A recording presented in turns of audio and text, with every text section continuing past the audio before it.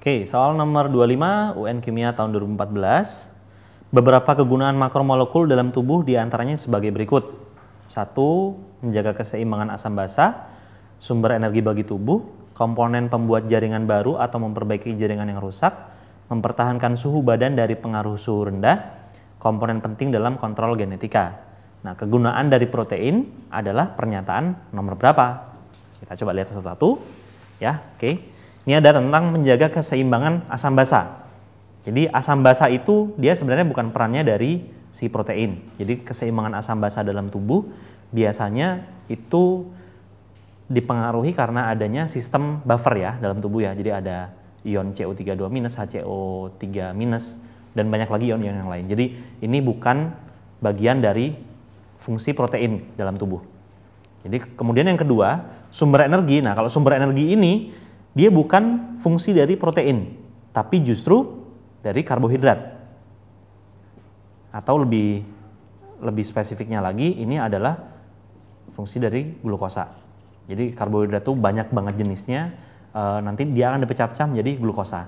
Dan glukosa ini dia nanti akan jadi sumber energi bagi tubuh. Jadi bukan protein ya. Jadi yang pertama bukan, yang kedua bukan.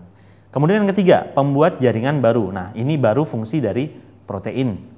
Makanya kalau misalnya kita mau sehat, kita harus banyak minum susu, banyak makan makanan yang mengandung protein seperti daging, kemudian telur, dan seterusnya. Jadi ini adalah fungsi dari protein. Yang nomor 3, benar ya. Kemudian yang nomor 4, pertahanan suhu tubuh saat lagi rendah ya. Jadi ketika tubuh kedinginan, ternyata ada sebuah makromolekul yang dia membantu mempertahankan supaya suhu tubuh itu tetap tidak terlalu rendah gitu ya. Dan ini bukan fungsi dari protein, tapi justru fungsi dari lemak. Makanya kalau misalnya kalian pengen bisa bertahan dengan lebih baik di suhu dingin, perbanyaklah cadangan lemak. Biasanya orang-orang yang berbadan tambun ya, seperti saya ini, yang bagus dia kalau kedinginan, jarang-jarang kedinginan gitu ya. Oke, kita lanjut ke yang nomor 5, kontrol genetika. Jadi kaitannya dengan komponen penting dalam kontrol genetika. Dan ini juga adalah salah satu fungsi penting dari protein. Kenapa? Karena dalam pembentukan gen baru, terus kemudian ketika nanti akan membentuk protein yang baru, itu membutuhkan enzim-enzim, di mana enzim ini dia itu jenisnya protein, bukan karbohidrat, bukan lemak. Ya.